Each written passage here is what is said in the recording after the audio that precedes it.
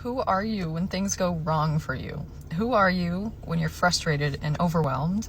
Who are you when something unfair happens to you? Who are you when someone's a jerk? Who are you when someone hurts you, misunderstands you, demonizes you? Like, who are you in those moments? And does it feel like you're able to access your highest truth and embody that in those moments or not? For most of us, probably not, okay? But that's the work of developing really your whole self, but especially spiritually, is building like that spiritual muscle and kind of armor to where like the external circumstances do not dictate how you feel and definitely don't dictate how you act. We want to get to the place of being able to act from our highest self at all times, regardless of anything happening in the external.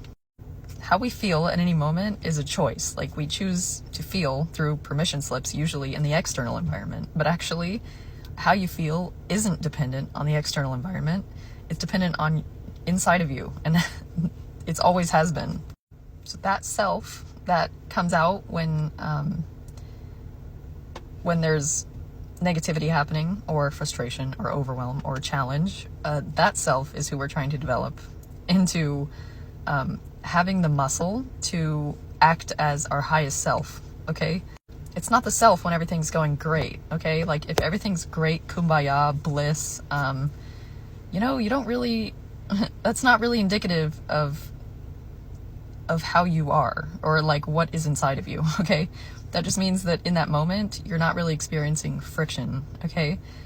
When everything's fine, you should not take that as a sign that you have no more work to do, okay? I see a lot of bypassing in the spiritual community of people who, they aren't experiencing a lot of the things of life that we all are, we all can expect to experience, right? Like, everyday challenges that we all go through.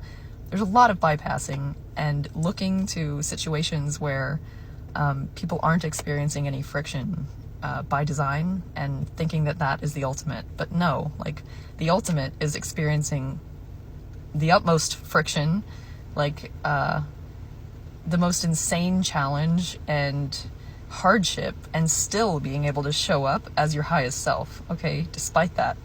That's the ideal. It's not having no friction. You see, we've gotten confused and we tend to want to bypass the challenge because we don't want to do that work, but that's actually the work.